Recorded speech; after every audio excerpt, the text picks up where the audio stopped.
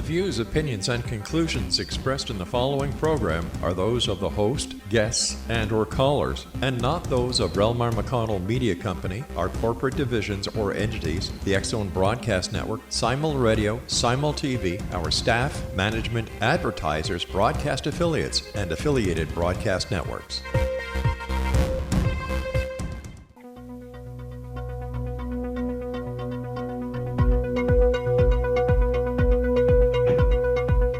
The Imagine More Success radio show is the all-about-you show with successful entrepreneurs and business experts sharing their stories and powerful takeaways while providing you with tips, tools, tactics, free weekly gift to help you thrive. Your hosts for the Imagine More Success radio show are the best-selling authors Cindy Hendricks, a certified business consultant, and Thomas Hides, a certified world-class public speaking coach. Check out the Imagine More Success radio show at imaginemoresuccess.net, because now is the time to realize your dreams and imagine more success. Hey, thank you so much for joining us today on the Imagine More Success radio show with Cindy and Thomas. We've got a really fun episode for you today. We're going to be taking you on a little journey through the human brain, specifically your brain.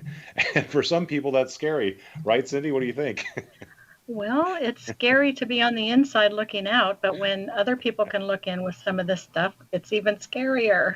For sure. We're going to have a really fascinating conversation today about some neuroscience. We're going to be speaking with Julie, the brain lady Anderson. She's considered to be one of the nation's top experts on the brain-personality connection. So how your brain and how your personality work together.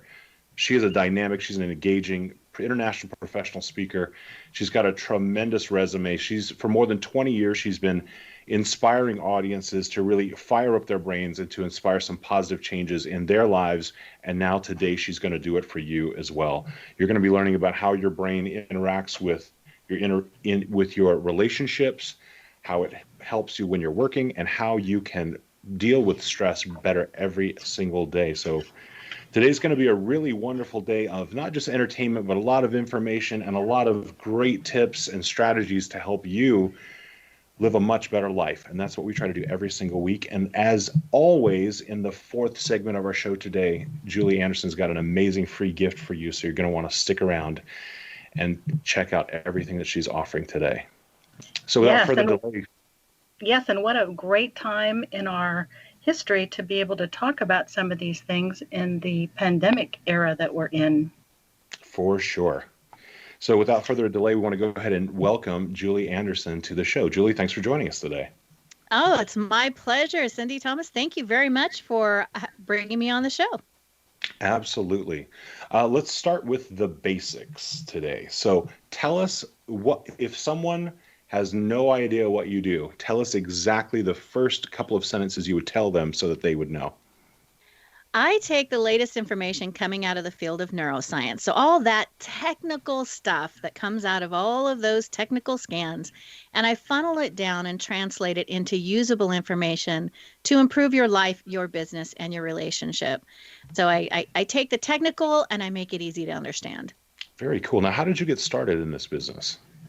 Actually, it was over 20 years ago. I was studying in the field of natural health, and one of the required courses was psychoneuroimmunology, which is this big, long word that basically means what you think in your mind, your psyche, affects the chemistry in your brain, that's a neuro, and can affect your immune system for the positive or negative.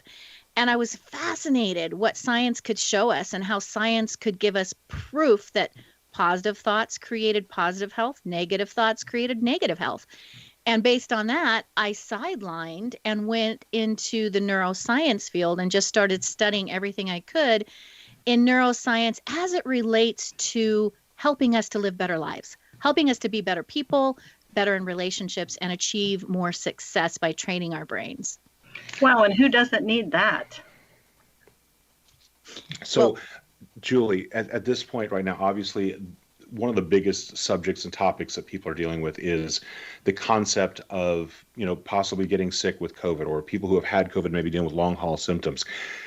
Take a moment and tell us a little bit about how the work you do can have a positive impact for someone who's dealing with COVID.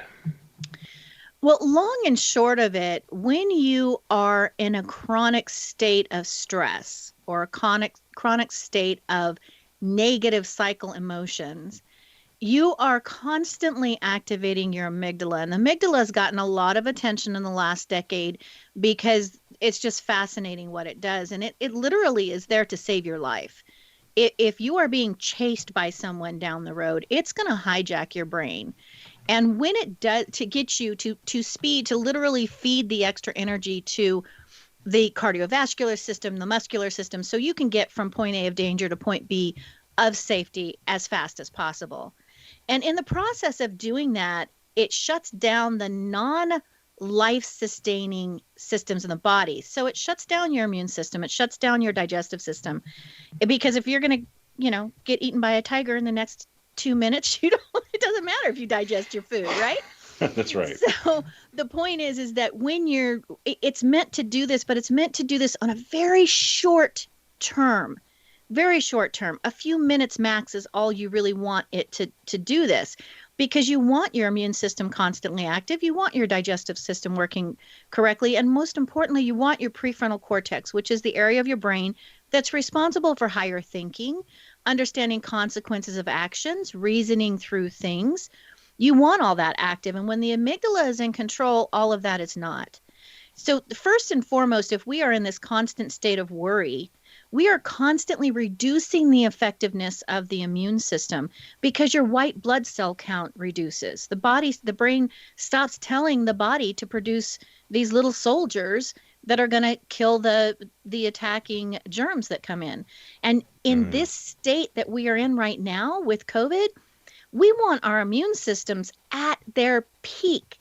So if you do contact this germ, your body has the best defense system to attack it naturally. And obviously, people being in a state of worry is an issue with having a very strong immune system. So what we're going to talk about next, I'm assuming, is how worry happens and how we can start to move away from that. Absolutely. So let's talk about it. All right. It really comes from your thought process. Your brain, so the neurochemicals, right? The actual neurons, the neurochemistry, the neurotransmitters, all of that listens to what you are thinking in your mind. So you've got to be very careful what you are thinking and what you are telling your brain. So when you start to focus on the negative, you start to focus on those numbers. Oh my goodness, every single time you turn on the news, they tell you the latest numbers, right? The high, and every day there's a new peak because of course the numbers are adding up, right? So then your brain, you can start to literally psych yourself out because all you're doing is focusing on that negative as opposed to constantly hearing the positive and going, okay, the numbers are going down in general, we're into the vaccines are out there, focusing on the positive is going to reduce the negative, which means it's going to keep the worry under control. Because when you're polarizing your thought process on the negative, you're causing worry. You're causing yourself to be more concerned than you need to be. Okay, so this is something that I hear quite often. I hear a lot of my female friends mention that they spend a great amount of time specifically in worry. Is there a specific reason why women have a tendency to at least think that they spend a lot more time in worry than maybe their male counterparts? Oh, I love that you asked that. Yay! Because yes, actually it has to do with the wiring in the brain. Okay. It boils down to the corpus callosum as well as different segments on the right side of the brain. Women tend to, when they are processing thought, they tend to use both hemispheres of the brain, right and left, more than men do. Men tend to stay, their corpus callosum, which is this massive connecting fibers between the left hemisphere and the right hemisphere. And men tend to stay, they have a 2-lane country road going between the two hemispheres. Women, we have a massive freeway interchange. Okay. So just picture Sounds about that. right. Yeah, right. So that's why women bounce all over the place all the time. But what that also causes us to do is in processing cognitive thought, we tend to use more of the right brain. And the right brain has many more connections to the limbic system in the brain, which is the home of emotion. And this is where worry and these negative emotions can generate from. So men, they tend to just stay on that left side. Not that you don't have right brain men. Don't get me wrong. There are a lot of men that are, 45% of the population are considered to be right brain thinkers who are male, but they just tend to, they don't bounce back and forth. So they don't engage that worry component of their brain as much as women do. And it literally has to do with the wiring and the way the brain scans when you're scanning it on these PET scan machines or the functional MRI machines. Wow, that's fascinating. Fascinating. And how many percentage of women are the left brain thinkers? 45, roughly. Wow. Now I'm doing based on current figures that have been scanned, right? Needless to say, everybody in the country or in the world have not been scanned on a PET scan machine. But based on the current statistics, it comes out to roughly a 45-55 split. 45% of the women are left brain dominant, 55% are right brain dominant, and men are just the opposite. 55% of males are left brain dominant, 45% of males are right brain dominant. Interesting numbers. Okay, so I have a question for you. What about the brain and happiness? This is actually one of the topics that you talk about on your website, and one of the things that I know captured my attention right away. Tell us a little bit about how the brain and happiness go together. Well, it's about how to control that emotion and generate more of it. And it all has to do with what you are focusing on. Now, some people do struggle with that more. Some people do have more of a tendency to think on the negative, whether it's because of their life experience or it's due to just the way that the chemistry in their brain is. They just tend to be more concerned. But you can control that because the brain, like I said, the brain itself listens to what you're thinking in your mind. So if you begin to train your thought process, train your thinking process to be more positive, then you will wind up being a happier person overall. And there's all kinds of little techniques, from using Post-it notes to meditation to all different types of things that you can do to train your brain if you tend to be a more negative thinker or a more positive thinker. You know, there might be, depending on how much work you need to do as a person to improve that ability to see the positive. And when you're constantly seeing the positive, then happiness just comes, it just flows. It becomes part of you begin to see that. It's kind of like, look at it, think of it this way. Okay, I'm getting all excited here. Yeah, please. This is great. Think of it this way.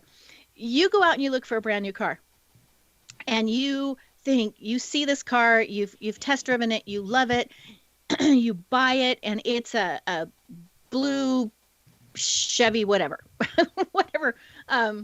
Corvette. All right. Anyways. Okay, blue Corvette. That sounds like fun. All right.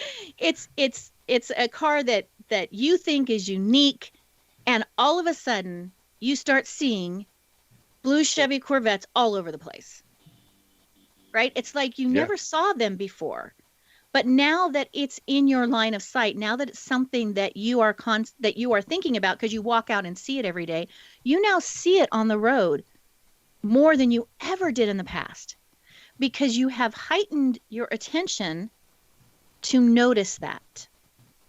It's the same concept when you are paying attention to the positive. The more you train your brain to see the positive, the more it winds up seeing. And you start noticing it without really even having to look for it, because subconsciously you just trained your brain to automatically pick up those signals. And when we come back in just a couple of minutes, we're going to continue this conversation today about how your brain is going to help increase the happiness in your life and how your life is going to start to turn around and be even better than it was before. All because we're spending some time today with Julie Anderson, who's the Brain Lady. You can find her at yourbestmindllc.com. And be sure to stick around till our fourth segment when you can get access to her free gift, which is an incredible gift. And if you want to check out some past episodes of the Imagine More Success radio show, go to imaginemoresuccess.net and check them out. So please stay tuned.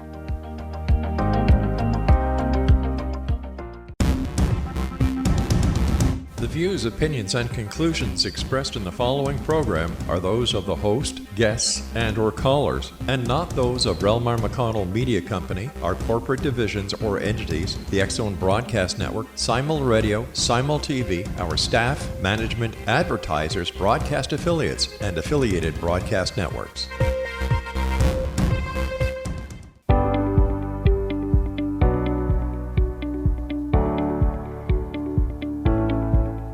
You're back on the Imagine More Success radio show with Cindy and Thomas.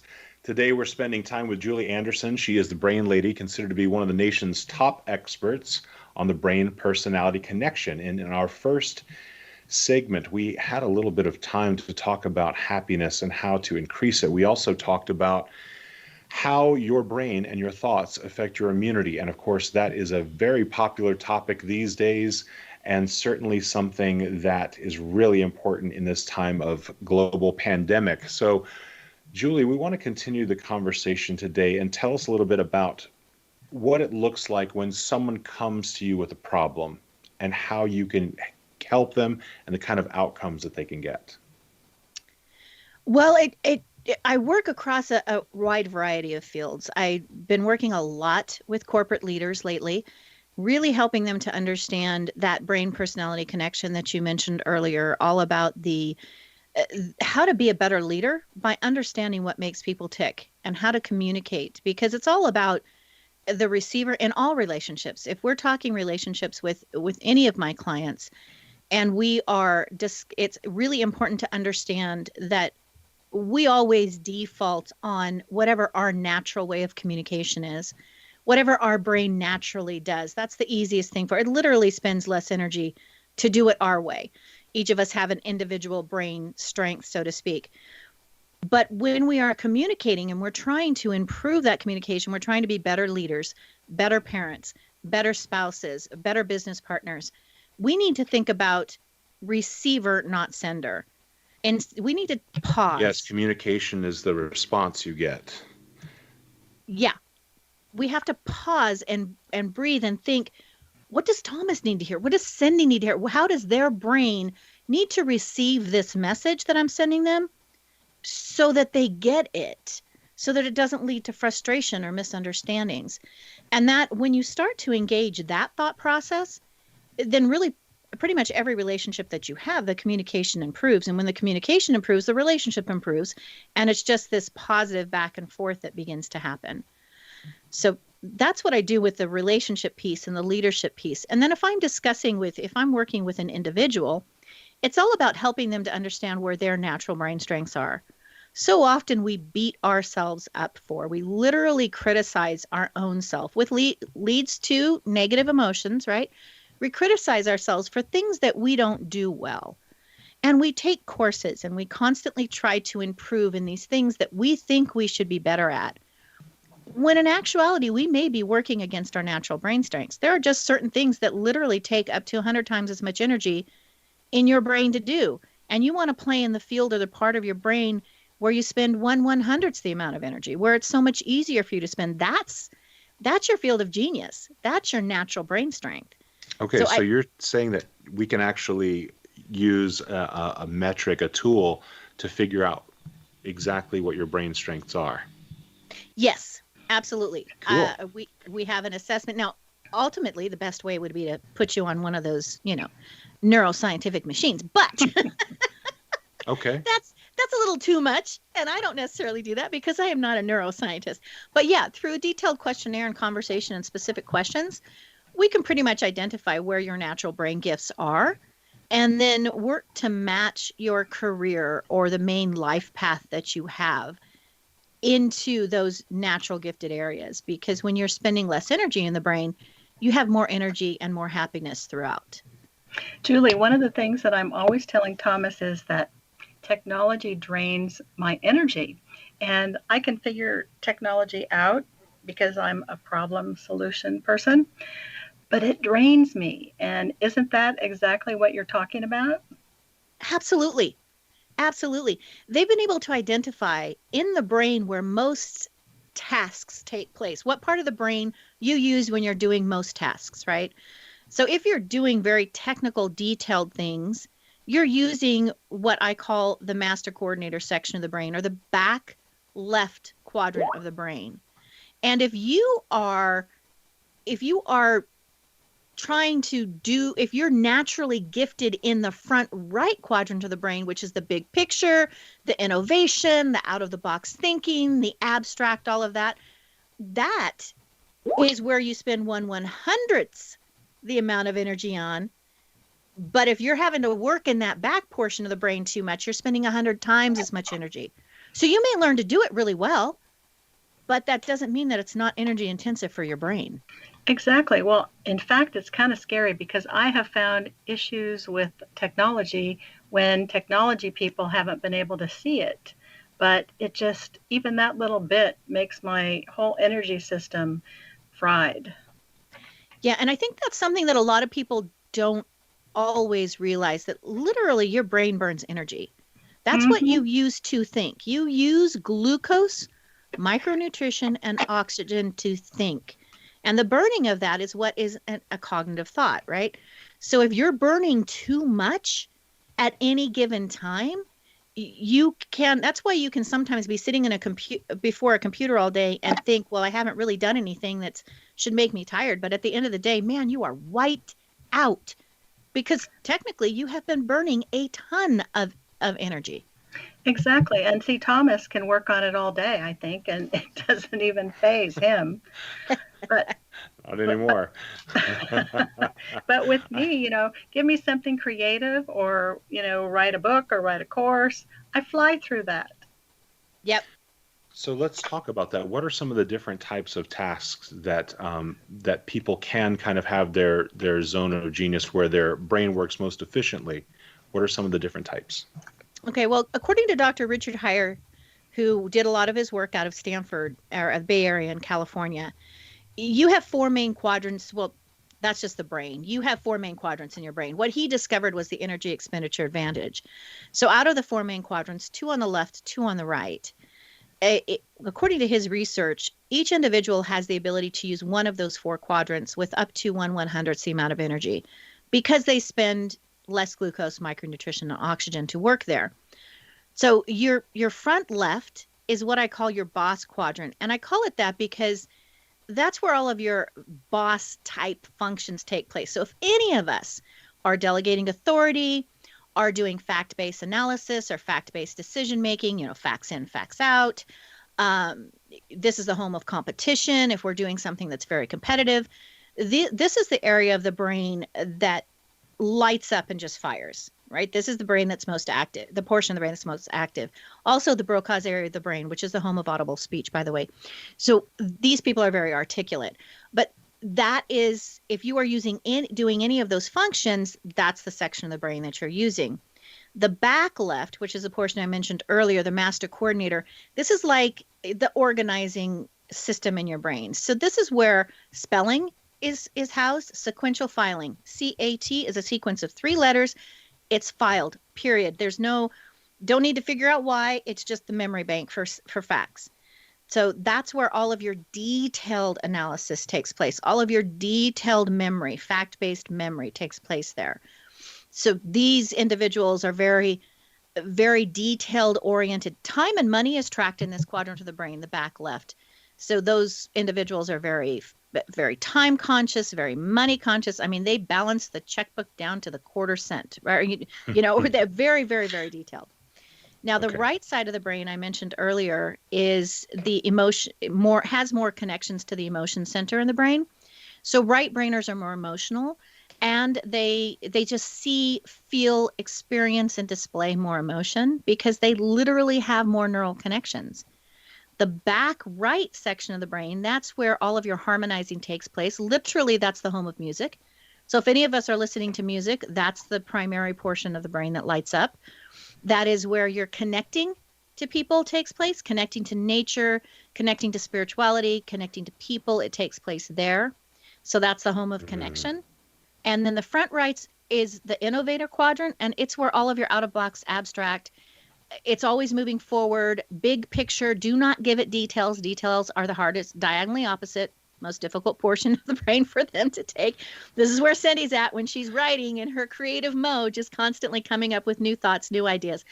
That's the innovator quadrant. So those are your four main quadrants. So those are four measurable things that then someone can figure out which one they operate best in, and then they can pattern their life in such a way that they spend most of their working life in their best quadrant, which will give them a better outcome, better results, more happiness too, right? Exactly. You got it right on the nose. Cool.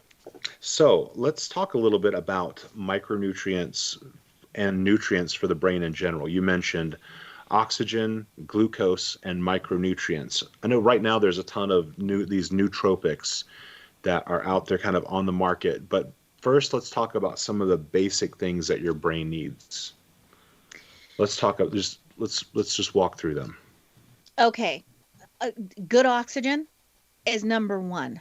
So deep breathing. The majority of the people do not breathe from their diaphragm, right? Especially, this is something else that happens when we get stressed.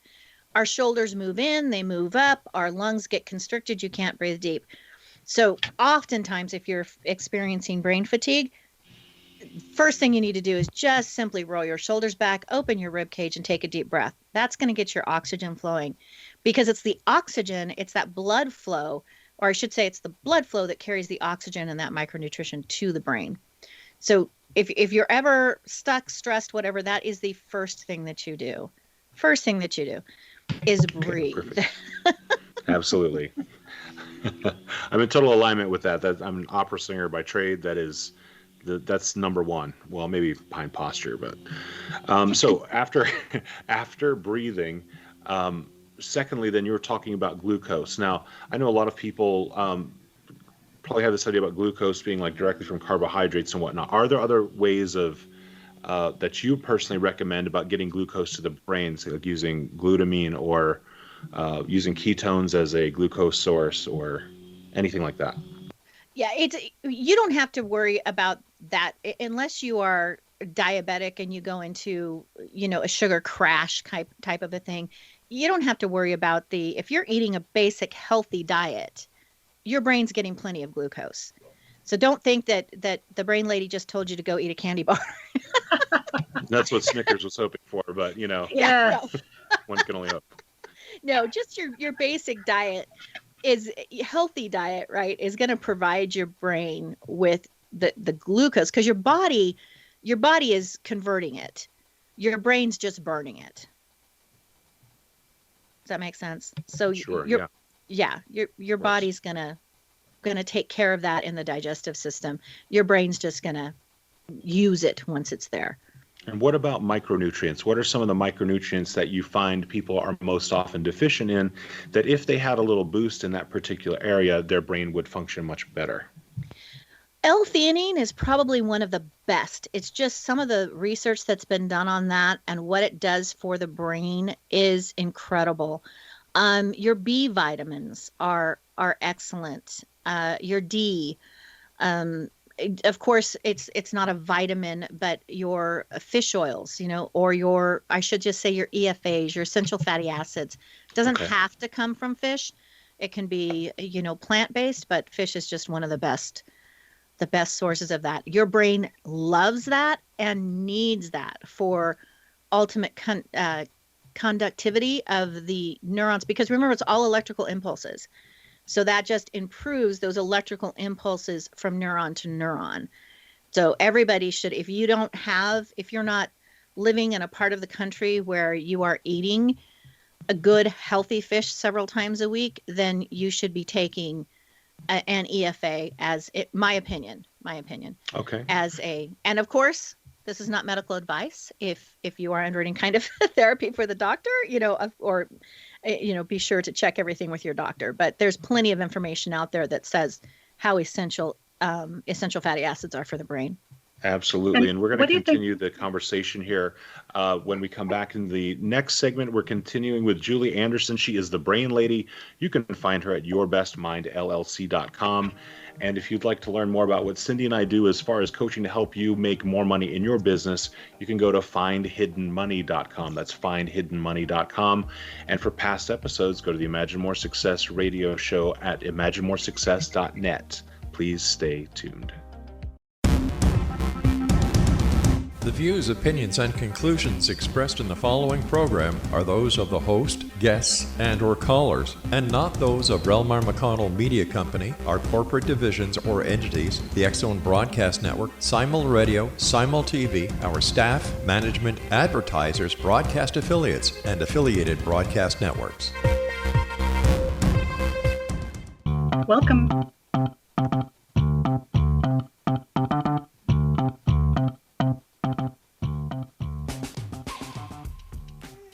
Welcome back to the Imagine More Success show with Cindy Hendricks and Thomas Hides. And we're thrilled to have Julie Anderson with us today, the brain lady, who has just gone through some amazing information for us about both sides of the brain and how they affect our day. So, Julie, Yes. amazing information. And we were just going over the micronutrients and vitamins and such.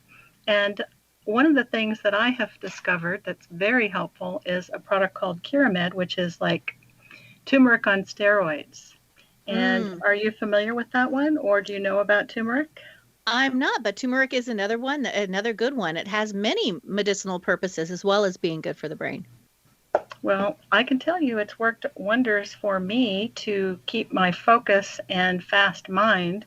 So, but I'm really interested in learning what you shared about the others. The one that I didn't know about was the L-theanine. So can you explain to us what that one is and what it does? Not in great detail. I'm not a nutritionalist. But it is something that they have found. It increases the ability for concentration. And it's one of those things that I take on a daily basis. Product I use is called Delta E. It's just a little drink that I call it my brain drink, right? And it's got that and a green tea base because they work together. And there's constantly coming out new and more information about wonderful things for cognition and just really being able to focus more. But I think sometimes, in my opinion, we get a little too wrapped up in the supplement side of things and forget that there are just some good old-fashioned day-to-day habits that you can create that will give you amazing brain, do amazing things for your brain. Wonderful. Can you share what a few of those might be? Because I'm sure that we all need to focus more, especially in this time when everybody's so stressed out. Right. Well, first is that oxygen intake. And when I say the oxygen intake, I mean exercise. They have amazing studies that have been done on physical activity and how much it slows the deterioration of the brain. So getting that exercise, getting that oxygen moving, it removes, detoxifies the body when you exercise. A lot of people don't think of it as a detoxifier, but your skin is the biggest organ in your body. So if you are sweating, you're detoxing. And if you're exercising, you're moving, the muscles are helping to move the lymph system, and the lymph system is what carries the toxins out of the body. And when it's carrying the toxins out of the body, it's carrying the toxins out of the brain. So making sure that you get physical exercise, physical activity is huge. And that brings in the breathing, right? Because if you're exercising, you're breathing deeper. If you're ever exercising, of course, you need to increase your water, just good old fashioned water. Yes. Most people do not realize just a 2% drop in body water. So it's before you really even realize that you're thirsty. Just 2% causes a tremendous difficulty in focusing on, or I should say increased difficulty. I may be a little dramatic there the first time around. An increased difficulty on focusing on the printed page and the computer screen. Difficulty doing basic math and problem solving skills. All of those begin to drop dramatically when you're 2% down in your body water. So just making sure that you're drinking enough water, good old-fashioned clean water. Well, and I don't think people understand how important the lymphatic system is in the body, and that it runs alongside all of the veins and the blood vessels. And if you don't drink water, it is a dry creek. Exactly. And that's the reason why it runs along all of the blood system, is because the blood system dumps all of the toxins into the lymphatic system. And then And the that, lymphatic mhm. system moves it out. Well, I was just going to say, when people don't keep that hydration going, that's what causes illness, is all those toxins in the body and not being taken out. Exactly. So sometimes we get, and that's kind of the point I was trying to make, is that sometimes we get so excited about, oh, there's this new research about this vitamin or this nutrient or this, extra thing that we can take. And we buy into that. And all of them have a basis. Obviously, they've done scientific research, but you can get such good results by just having a really high wellness level lifestyle, drinking lots of water, getting that physical activity, having, constantly feeding your brain with positive thinking. All of those things are going to be just as healthy for the brain And keeping as, stress as a minimum. yes, yeah, absolutely. And the way you manage your stress, which is what we kind of talked about at the beginning. Well, I would love for you to spend some more time on that, because one of the things that you do is helping people deal with stress management. Yeah, absolutely. So there are just a huge number of things that you can do on a day-to-day basis. I have a program that's called Change Your Mind, and it's just simple, practical things that you can do that shifts the chemistry in your mind, in your brain, I should say. And it can be everything from writing stick-em notes, that post-it notes that just simply say breathe, reminding yourself to breathe, training yourself to breathe. Just breathe. Just take pause. Turning off technology, people. Good This luck with is, that one. yeah, right? This is one of the things that there's so many studies that are coming out of the different research fields now on how the being constantly tied to technology raises the stress level tremendously, because we're, every time the phone notification goes off, your blood pressure rises slightly. Your that amygdala kicks in. Is this a danger?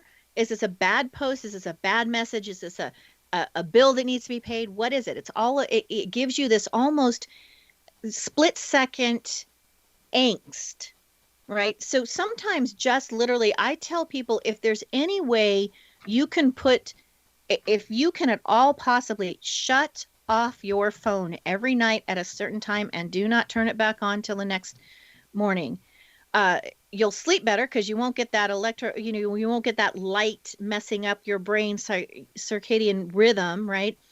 But your body will calm down, because you won't constantly be on edge. What's that next notification? Because when you hear the notification, then you're driven to check the notification. So it can wait till tomorrow oftentimes. Well, I have all notifications turned off my phone except for the phone ringing, because that way I don't even have to think about it. And then I check it when I have time. Yeah. Yeah. I tell my husband this all the time. My husband's a pool builder. He builds swimming pools.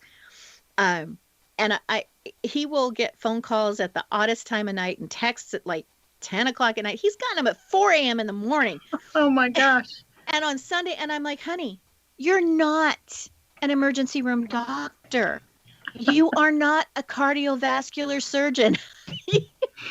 You Guess build when you really swimming need a pools. pool, you really need a pool. I guess so. But I'm like, just shut it off, because it stresses him out, right? When it causes sounds him- like it's stressing you out too. Sometimes when it stresses him out, sometimes it does. I'm like, seriously? Hmm. I didn't realize yeah. people were so tied to their pools. It is the weirdest thing. It's a strange phenomenon. Somebody should do a study on it. Yeah, really.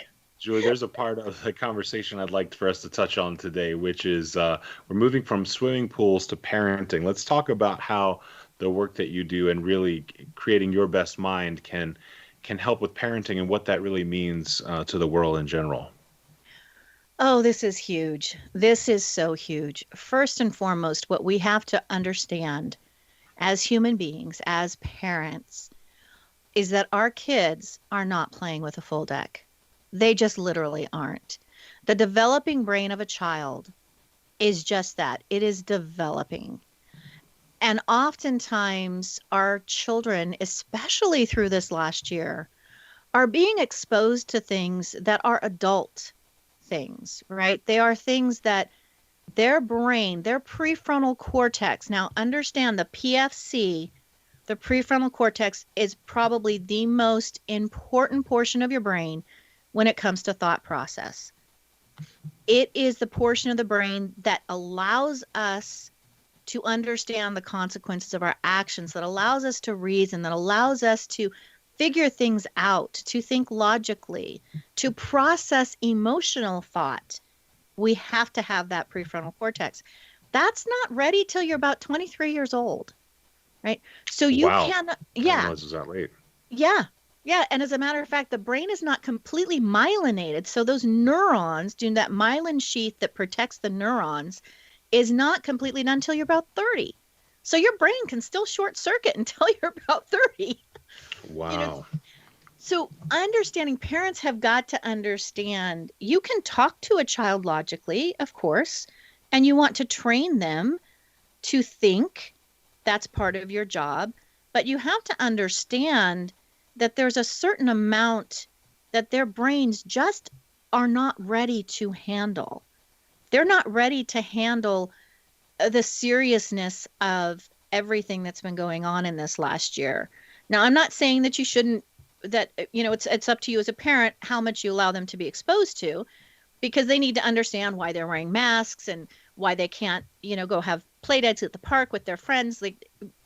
But you need to be cautious about how deep you go with that, because their brains literally do not have the processing power to understand that, and it'll convert into emotion, and it'll burn things in that subconscious, especially if they're under 10.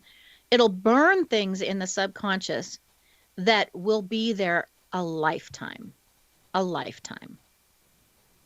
So really understanding as a parent what their brains are capable of can really help you to improve your parenting skills tremendously. You have to become the prefrontal cortex for your kids because they don't have one yet. That's fascinating. I'm sure that requires a lot of trust and connection as well to really be able to do that for them, right? Yeah, and sometimes it takes just allowing them to be kids. Like, I think my generation, I'm 55, and I think my generation growing up in the 70s, we were allowed to be kids a lot more. We didn't worry about the things that our children now are worrying about because we weren't exposed to them the way that the world and computers and the internet and all of that exposes our kids now. So it takes really allowing them to be children, just allowing them to be kids and do silly, ridiculous things. Yes, again, you have to train them and they want to have manners and all that kind of stuff. I'm not talking about that. I'm talking about just allowing them to just be a child. Julie, there's a great quote that you shared with us, which is one generation of deeply loving parents would change the brain of the next generation, and with that, the world. From Charles Rawson. That's a great quote. Really love that. And that's it's fascinating to think that just by working on the brains of some parents, we're going to change an entire generation. It's pretty cool. Yep. But that's the power we have. As parents, that's the power we have. We can either set our children up for success or for failure, depending on how we parent them. Beautiful. When we are talking about these assessments, we're actually going to take a little break here in a couple of minutes, and we're going to head into the fourth segment. When we come into the fourth segment, we've got an amazing free gift from Julie Anderson for you. So we want to make sure that you're sticking around and continuing to enjoy this conversation, which is just fascinating and honestly has got me in a trance. My brain is spinning right now just thinking about all the possibilities. It's been pretty awesome. I do want to come back and talk a little bit more about some of the how-tos and what's next for people, and let's really give people an idea of what is possible for them. So just a couple of minutes. When we come back, we'll be on with Julie Anderson again. She's at yourbestmindllc.com. And if you'd like to check out some of the past episodes where you can get amazing free gifts from each and every single episode of our show, go to imaginemoresuccess.net.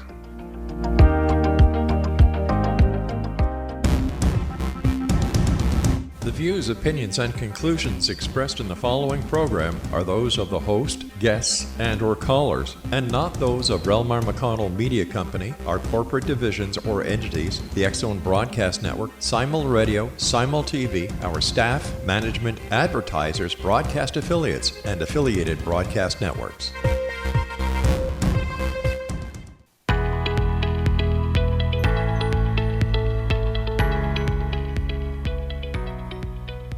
You're back on the Imagine More Success radio show with Cindy and Thomas. We're so glad you could join us today. We've been having a really fascinating conversation with Julie Anderson. She's known as the Brain Lady. You can find her at yourbestmindllc.com.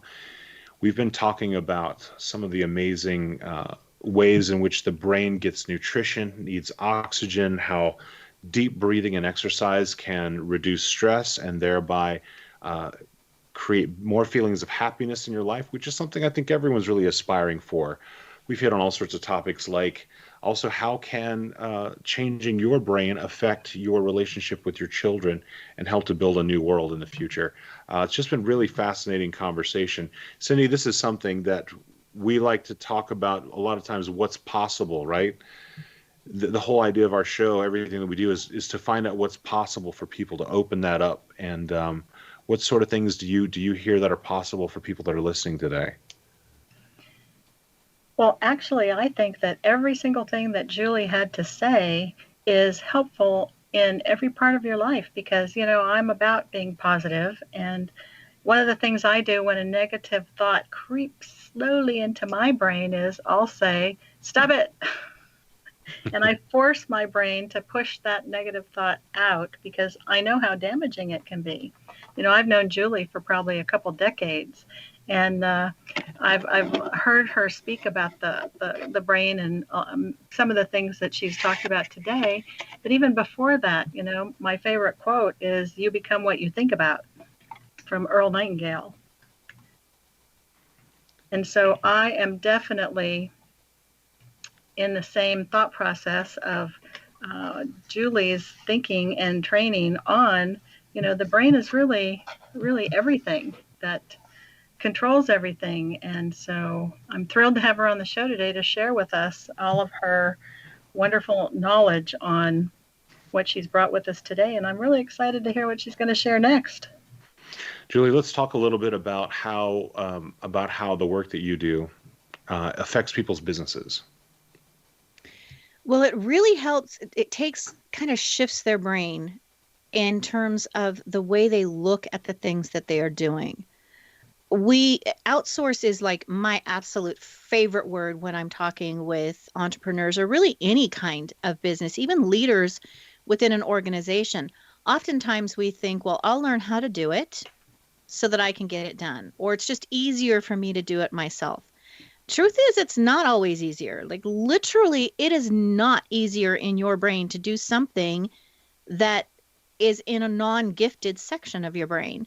Like as an innovator, it is not easier for my brain to do anything that takes that master coordinator quadrant, anything that takes those details. So it will take me 100 times as much more energy. I can do it, but it'll take me probably 5 times as long as hiring somebody who has that area of their brain as their natural gift. So it's a matter of really, when I work with, whether it's an entrepreneur or a leader, it's really looking at all of the dynamics of your business. And when I say all of the dynamics, I mean every detail of what you do in your business, from driving to the post office and picking up the mail, to writing the checks, to creating the content, to editing the content, to posting the content, like everything. We look at that and we go, okay, here's where first we start off with a brain strength assessment. So we find out where their natural gifts are. And then we start to list all of their things that they need to do within their job description, or within their life, because sometimes it's hiring a housekeeper, right? Sometimes it's something on the home front that you're going to do, that we find everything that we can either put onto somebody else's plate who that's their gifted area. So they're not overwhelmed either. They're actually thriving doing it. And then how to manage the things that you can't outsource, that you can't give away. There may be tasks that are very labor intensive for your brain that you simply can't give to someone else. Well, then we teach them how to sandwich that between natural gifted things that are going to thrill their brain and refeed their brain energy bank, or refill their brain energy bank. So I'm thinking one of those things, Julie, would be preparing your taxes. Very good.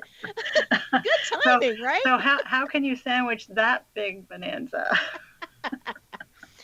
You hire an accountant. No, I have one, but I still have to do the prep. You still have to do the prep, right? Well, if you can access different systems that they have now, there's so many different systems that are time savers that just automatically, QuickBooks Online, those kinds of things that you can connect to your bank account, that you can connect to accounts, and it does a basic category, categorizes it basically for you, and then you have to go in and do the details. There's a couple of concepts. One is the concept of eat the frog first.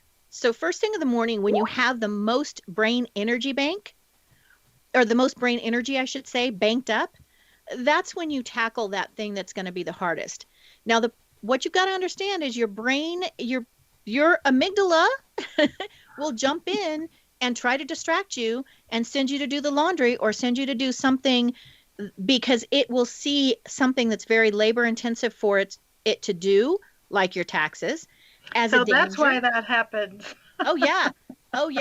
Procrastination is all about your brain protecting itself, right? It sends you away from doing something that it thinks is going to harm you in one way or another. So you have to tell your amygdala, look, just chill out. I got to take care of this. And then you chunk it. Literally set a timer, and don't work on it for more than 30 minutes. I tell people never sit for more than 30 minutes at a time. You need to, just going from a sitting to a standing position alone is going to increase the oxygen level to your brain by 10 to 15%. So your brain. People today have those desks that you work while you're standing up. Yep. I believe Thomas has one of those. I do too. Yep. They're wonderful. Whenever I'm doing a presentation, especially virtual presentations now, I do them all standing up, because it keeps that circulation in your brain going better. Mm-hmm. So you need to chunk it. Now that you've worked on something that's very labor intensive for the brain, burned a lot of brain energy, you've done that for 30 minutes, you're going to get up, you're going to move. I tell people dance. Dancing does wonderful things for your brain. It really does, because it engages multiple portions of the brain. So it's like the best brain exercise ever. There's wonderful studies that they've done on dementia and Alzheimer's and how much dance, stays or pushes that off. Anyways, whole nother show. But, you move, you hydrate, right? You hydrate. You maybe allow yourself to do something that will fill your brain, something creative for a little bit. And then you go back, because now you've made the deposit in your brain energy bank. And then you go back and you tackle the next chunk. And you repeat this process until this huge monster has been chunked down into a little mouse. And that's when you get the Snicker bar and feed the glucose. There we go. I wondered, that's why my accountant has candy bars in her office. Who knows? Maybe so. So that's the best way to do it. That's what we call sandwiching, is you put that highly labor intensive thing in between things that will constantly refill that energy bank. So that way you're never overly taxing your brain too much. So Julie, I would love for you to share with our listeners how they can connect with you to get that free gift, and to explain about what it is that you can do for them. Well, I believe I gave them a 30-minute complimentary consultation. Yes. And how can they connect? Okay, so go to chatwithbrainladyjulie.com and just reserve a time, and we'll chat, and we can use that time. I always tell people, be prepared for that time. right? This is complimentary. It's for you. It's about you. You've heard some of the basics. Check out the site first. Find out what it is you want me to discuss with you in that 30 minutes. Be prepared. And we can do everything from a mini brain strength discovery where we're actually asking you, I'll ask you a few very pointed questions that will help me to determine where your natural brain strengths may be and then how to apply that, or to just ask questions in general. Now, I want to emphasize, or I want to make sure that everybody understands, I'm not a neuroscientist, so don't call me if you've got a brain tumor, right? This is about the practical application for your life, your business, and your relationships. So that's what I'm going to do is I'm just going to, I love talking brains. So let me pick yours. And what I'm sure that people are interested in right now is you do several things and work on in several areas. What would it look like for someone to work with you? Can you give us an example or two? Well, it's going to depend on what your needs are. So I can come in and I can help you if you're an entrepreneur. I can help you identify your natural brain gifts and how they apply within the structure of your business, and then design a plan of what to outsource, what to keep, and then how to manage the things that you are keeping. How to, if you want to talk sales, I will work with sales and understanding the brains of the people that you're connecting with, how to read people, how to discover what their brain strengths are and what their brains need to see, feel, and hear in order to come and, connect with you and work with you. If you're a leader, love working with leaders, because everything, if you can work with the leaders, whether it's your leaders in your community or your leaders in your organizations, if you can work with the leaders, there's that trickle down effect, right? So when I work with leaders, it's all about really understanding the best way to communicate and the best way to lead in a way that is going to inspire the people in your team, that is going to help them feel good about themselves and best utilize their natural talents. So that's a lot of what I do with developing the leadership skills and helping them to really understand, again, what I said at the beginning, that thinking receiver, not sender. And how do you do an assessment with the left, right brain and the quadrants to figure out where the strengths are? How do you determine that? Yeah, I do. We have a very complex assessment. The brain personality connection is actually 5 facets. And the 4 quadrants that we talk about today is just one of those 5. There's also your sensory modality, so how your brain processes incoming data most efficiently and effectively. There's your introversion, ambiversion, extroversion levels. So how much external stimulus does your brain want and crave in order to function at its peak? There is the gender. We touched on that for just briefly. There's a difference between the male-female brain. So if we're communicating across that gender line, understanding the male brain and the female brain is huge. So we talk about that. And then there's the nurture. So who raised you? How were you raised? Was there early childhood trauma? What is your birth order? There's just things that firstborns do that the last child doesn't, and vice versa. So we take all that. The brain personality connection assessment takes all 5 of those facets into consideration. And how long would that assessment take? And is it like a paper or in-person interview or Zoom? It's because of COVID, it's not in person. Most of it's done Zoom anyways, due to just distance, because I work with people all over the place. But it's a 14-page assessment. It gets sent to you. We are minutes away from getting it digitized. So it'll just be able to be done on digital. And then I get the results, and we talk before you take the assessment, and then we talk after you take the assessment for an hour, 2 1-hour segments. And then we go from there. Whatever that's the assessment part of it. And if that's all you want, then that's where we shake hands. But if you want to continue that and understand how to apply that more in your life, then we work on all different kinds of programs past that.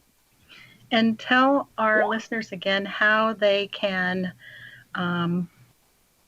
access your giveaway for the 30-minute chat.